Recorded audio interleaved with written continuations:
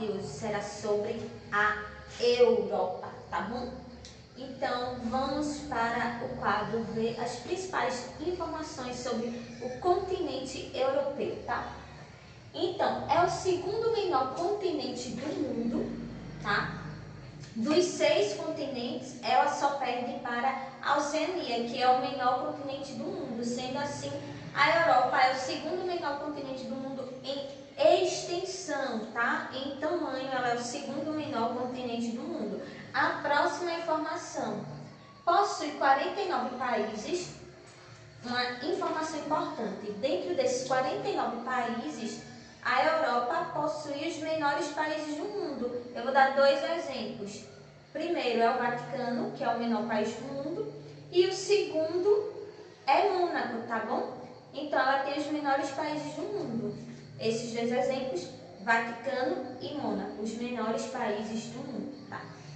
Então, a Europa também tem grande importância histórica e econômica. Apesar de ser um dos menores continentes do mundo, ela tem uma grande importância histórica e econômica. Por quê? Histórica, porque foi na Europa que ocorreram vários movimentos. Um exemplo, Revolução Francesa ocorreu na Europa, Renascimento ocorreu na Europa. A Europa foi palco também das revoluções industriais, tá? Então foi no Reino Unido que foi o primeiro país a se industrializar, e depois outros países se industrializaram posteriormente. Então a Europa foi palco das revoluções industriais. Foi na Europa também que ocorreu a Primeira e a Segunda Guerra Mundial, tá? Então por isso ela tem uma grande importância histórica, tá? Ela tem importância econômica também. Então, a maioria dos países europeus são países industrializados e ricos, tá? Então, nesses países apresentam-se as melhores qualidades de vida do mundo, tá? Nos países europeus. Então, quando foi que a Europa adquiriu essa grande importância que ela tem hoje? No século XV, tá? No período das grandes navegações, quando a Europa começou a colonizar outros continentes, no caso, o nosso continente. O continente americano foi colonizado pelos europeus, principalmente o nosso país, o Brasil, colonizado por Portugal, tá? E outros países europeus.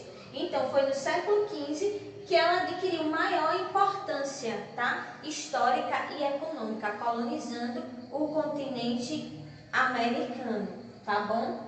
Ó, a gente vem para outras características do continente europeu, bem rapidinho. Ó, ela possui terras em 3 hemisférios. Norte, ó, estão vendo aqui essa divisão? Possui terras no norte, a Europa está localizada totalmente no norte, mas tem terras também no hemisfério oriental e um pouco de terras no hemisfério ocidental, tá bom? É banhada pelo Oceano Atlântico e pelo Oceano Glacial Ártico, tá? Banhada por 2 oceanos. Faz fronteira com 2 continentes também. Está ali bem próxima de 2 continentes, que é a Ásia e a África, tá? A Europa está próxima. Tanto é o que ocorre. Tem 2 países europeus que possuem terras tanto na Europa como na Ásia. Vocês sabem quais são esses 2 países? Acho que sim, né? Então, primeiro é a Rússia, que é o maior país do mundo em extensão. Tem terras tanto na Europa como na Ásia. E o outro é a Turquia, tá? A Turquia tem terras no continente europeu e no continente asiático também. Então, esses países possuem terras nos 2 continentes, tá? Lembrando aí que a Rússia é o maior país do mundo e fica no continente europeu, possuindo terras também no continente asiático. Voltando para o quadro, ó, sobre a Europa, como é feita a regionalização?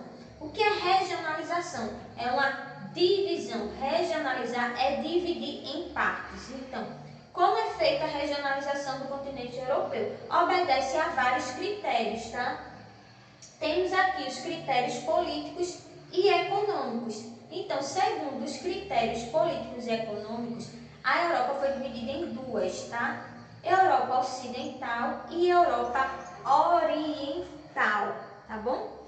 Então, vamos caracterizar aí a Europa Ocidental. Como ela é formada? Ela é formada por países capitalistas, industrializados, tá? Já a Europa Oriental é formada por países ex-socialistas que estavam aí em fase de transição do socialismo ou do comunismo para atingir o capitalismo. Acho que vocês já lembram daquele conteúdo sobre Guerra Fria, em que a Alemanha foi dividida, o continente europeu foi dividido em duas partes, uma representando o capitalismo e outra o socialismo. Então, durante essa divisão, alguns países europeus eram socialistas. Então, quando acabou a Guerra Fria, esses países voltaram para o regime capitalista. Então, é a parte oriental da Europa, formada por países que eram socialistas, tá bom? E a parte ocidental, formada por países capitalistas e que já estava aí numa fase de industrialização mais evoluída do que os outros países, tá? Aí a gente vem, a outra regionalização é por critérios naturais, tá? De acordo com o relevo, o clima, a vegetação e também alguns critérios econômicos. Nós temos dois tipos de regionalização. Uma divide em Europa Ocidental e Oriental, que é baseada em critérios políticos e econômicos, e a outra é baseada em critérios geográficos, físicos, como clima, relevo e vegetação, tá? Lembrando aí que a Europa está passando também por uma crise, vocês estão acompanhando, que é a pandemia do coronavírus, em que alguns países perderam muitas pessoas nesse período. Então, como falei, na Europa tem uma das maiores expectativas de vida do mundo, então a população de lá é mais idosa. E durante essa pandemia vocês viram que os idosos foram os mais atingidos, que foi onde teve o maior número de mortes, tá certo? Então, por isso ela tem uma importância econômica também. Aí, para concluir, a gente fala sobre a UE, que é a União Europeia, o bloco econômico do continente europeu. Então, esse bloco é o mais importante do mundo, tá bom? Que é a União Europeia. Todos os países que fazem parte desse bloco, que não são todos esses 49 países, nem todos os 49 países que fazem parte da Europa estão dentro desse bloco econômico, tá bom? Alguns não estão dentro desse bloco. Então, todos os países que estão incluídos nesse bloco econômico possuem a mesma moeda, que é o euro, tá bom? Então, eles têm direito de ir e vir para outro país sem necessitar de um visto, que é uma autorização. Então, os países que fazem parte do bloco europeu, o cidadão não precisa mostrar autorização para entrar no outro país, tá certo? Tem isso também. Então, esse bloco é o bloco econômico mais importante de todos, tá bom? Por isso, ela tem uma grande importância econômica também, tá bom? Até a próxima aula aí. Tchau, tchau.